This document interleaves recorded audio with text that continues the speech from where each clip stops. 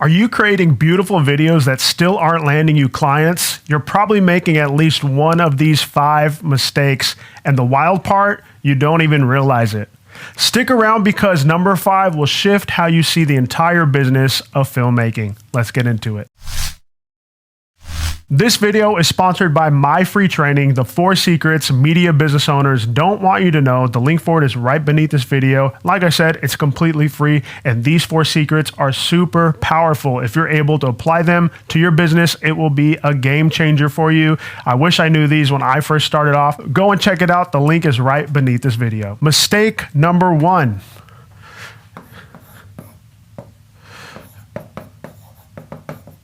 Editing. We need a T here, editing for yourself and not for your audience. If you're editing based on what feels cool to you, your brain is reinforcing a habit loop that serves your ego and not your income. I remember when I first got into editing video, I just try to find the coolest possible thing that I could do, like transitions, color grades, sound effects, different stuff like that I saw online that I thought was super cool and that was like awesome to me. But come to find out, when I would put the videos out there, it didn't really translate well to my potential audience and to my clients. And even more so, when I would do it for my clients, it didn't translate well to their clients, thus making it kind of like a losing situation for all of us because I was providing this service to them and it wasn't performing like it should. So let's go to the board and break down a little bit what this would look like. So we're going to split it up in 2 sides and we're going to call it what I like. This one will be what works. So let's start, oh, I forgot the E here. Let's start with something that, a lot of video editors like, and that is color grades. One thing for sure, actually, let's just do this in red to let it stand out a little more.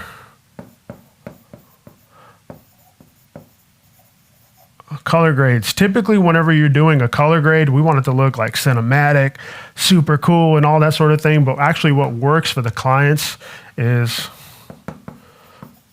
simple. And for the nerds, something like a Rec 709. When it comes to these color grades, you want to make sure that what you're doing is not negatively affecting the performance of the video that you're putting out there. Typically, a lot of the platforms want to see something that has a color grade that is like a smartphone because everyone's using smartphone. They want engagement, they want interaction.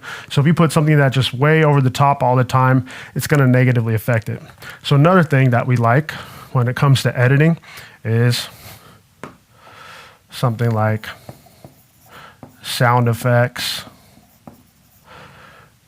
And what actually works when it comes to sound effects, all this stuff of what we like, I would say don't overuse it, but you can sprinkle it in here and there. What actually works is just someone talking and a little music. Talking and a little music, and depending on the platform, you could even put the music on inside of the app and kind of fade it so it's not overpowering the voice. Sound effects do work for some stuff. You'll see in my content, there's a little bit in there, but it's not overly used. It's not just over the top because you want to do what these platforms want. That's why it's going to work best for your clients is if you're doing what the platforms want. Let's go to the next one. This one is widescreen video, and like I said, not necessarily you can't use it at all, but I would say sprinkle it in. A lot of the platforms like, so widescreen video is, let's go to the correct color here, would be something like a 16:9, which that's the video resolution on YouTube right now that you're watching. But what actually works is vertical. And I never thought when I started off that I'd be saying vertical is the way to go now, but with the evolution of like the smartphones and stuff like that, it came out to be that vertical is it. And that is 9:16. And the reason this works is because everyone is on social media on their smartphones. And if you have something that is widescreen, they're going to have to like zoom into it, or they're going to have to flip their phone over. You want it to be as natural as possible. I have this super old iPhone 4, the beginning stages of why vertical video worked, whatever.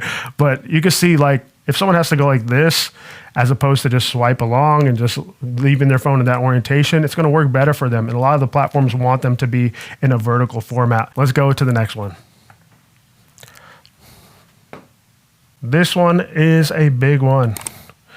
A lot of these editors like that very high bit rate, crispy quality. We'll just put it in here. But what actually works is something that is set to the standard of, I would even say it's a low to medium.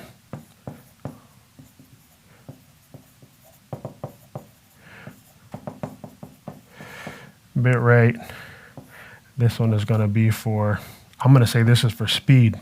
When it comes to what bit rate to use, the best rule of thumb is to check each platform depending on where that content is going and see what works best for them. Because if you upload a super high bit rate video that looks crispy and it's awesome, and like you could play it on a big screen, these platforms have to get that upload, which takes up a lot of server space, and then it has to process it and put it to a place that works on their platform, as opposed to you just putting it out already the way that they want it. And that's going to be very fast. It's going to perform well as well, because it's knowing that each platform is knowing that you are looking into what you need to do and doing it and abiding by the rules so that it performs better. When it comes to editing, what I like versus what works, I'm reminded of the scripture in the Bible of Philippians 2:4, serve others as you would like to be served, because clarity is greater than creativity when it comes to clients' work. And mistake number 2.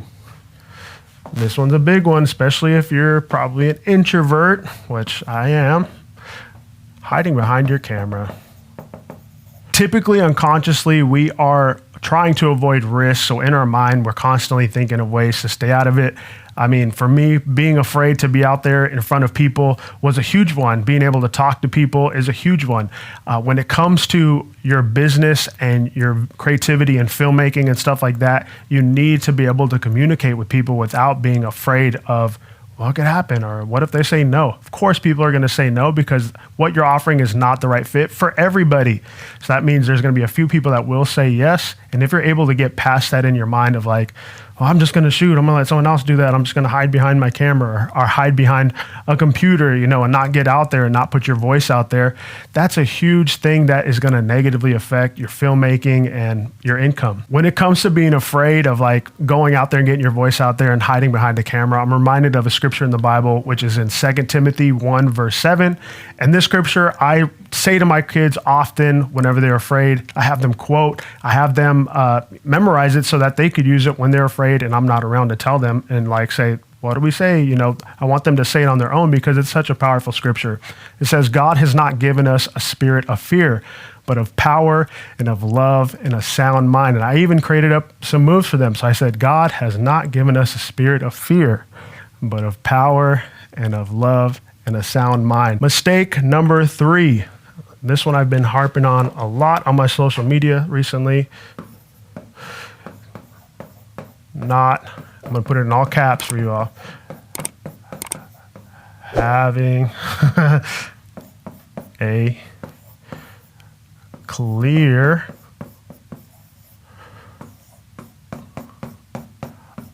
offer.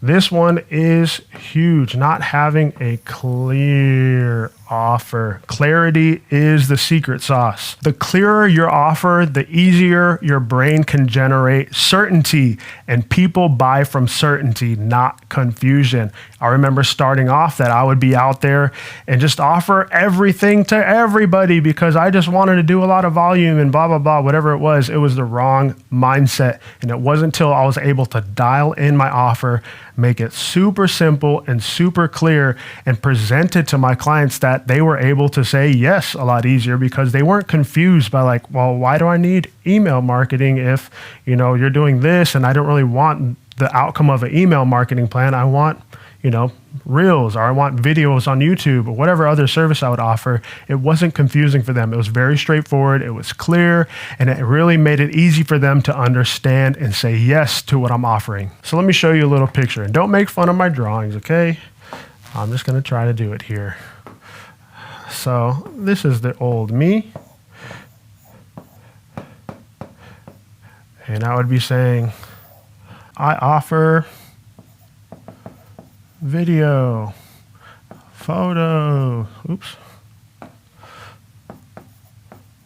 photos. I could do video, I could do photos, I could do graphics, I could do websites, I could do events,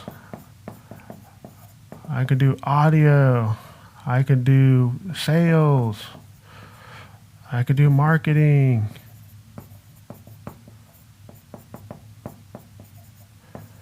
And it wasn't until, this is a big no-no. Having all this stuff, and you know what else I would say too? I would say for everyone. I did it for everyone. And you know how confusing that was? People were like, well, I don't really need a lot of that stuff. But what really helped is that whenever I was over here and I came to one clear offer, and I say my package, and I would dial it into whatever, coaches. Something very simple like that, something very straightforward that took a lot of the guesswork out. You know, it is good to have all of these things, have the skill to do it and to offer it to people. But when it comes to your offer, you don't want to present them with all of this stuff because they could be confused. If you present something into a package, or if you say, this is the results that I could get for your clientele, it's a very clear offer, very straightforward, and it takes out the confusion. And again, I'm reminded in the Bible, Habakkuk 2 verse 2, it says, write the vision and make it plain, because you don't want to confuse people. So put together your offer, something plain, something straightforward, so that your potential clients are not confused. And number 4, this one is huge. Not following up.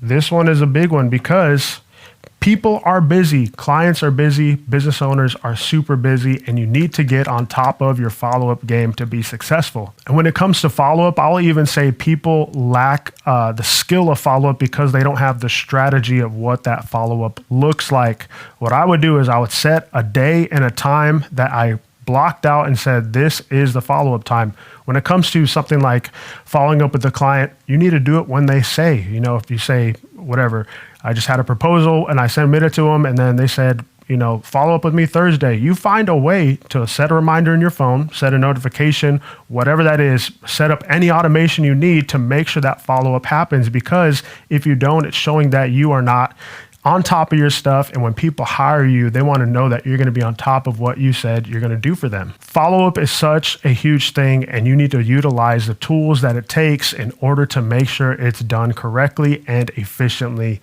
Let's get on to the next one. And number 5, this is a big one. And I'm just going to shorten it down a little bit here. Consumer, let's go verse. Creator. When it comes to being in consumer mode, a lot of us will be on social media and we'll just doom scroll and just boom, boom, boom, boom. No intention behind it. And it's just like, you know, you're just vegging out. That's not necessarily a terrible thing, but if you do it more than what you're doing to actually develop your craft more and produce better content, that is a very bad thing. So in your mind, you need to switch from consumer mode into a creator mode. And what that looks like for me is going with intention behind being on social media and finding stuff that's going to work well for me, what's going to work well for my clients, taking notes, saving stuff, doing stuff like that, so that my intention is not just to doom scroll and veg out. You know, when it comes time to wind down at night and you're about to go to sleep, it's not good to have the phone in front of your face, but if that's something that you do, I mean, I do that as well, and I kind of just use something to wind down a little bit, turn my phone off. If that's what you do, totally cool, but if you have time that you're like, whatever, you have free time in between clients or something like that, don't just doom scroll. Come with intention that you are a creator.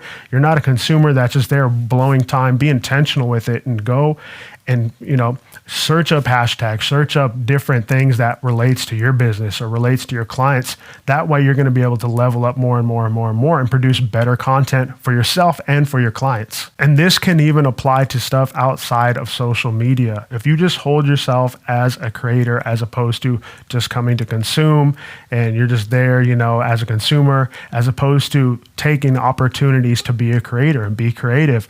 I've been to different places in my town that I was there just to consume, but at the same time, I had the mentality of like, what could be done in this place that could, help my clients, help my business, or even help the business owner at this location. What could be done here? Creatively thinking and thinking more along the lines of a creator and not just as a consumer there to drink some coffee. You're there to think like, man, this would be a really cool podcast setup for this business. Thinking in that way is going to really benefit you in the long run. And I'm reminded of the Bible again, being a believer, being a Christian.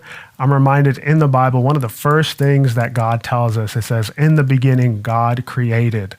That means that he's a creator and we are made in his image. So we are also creators, even though throughout our life and through just the environment around us, we could kind of go into consumer mode and just be there and kind of just going through the motions. You are a creator, so act like it, step it up in your game, step it up in your mind and your actions, and become the creator that you were designed to be. So all of these mistakes aren't just costing you views, they're costing you real opportunities. Your talent isn't the issue.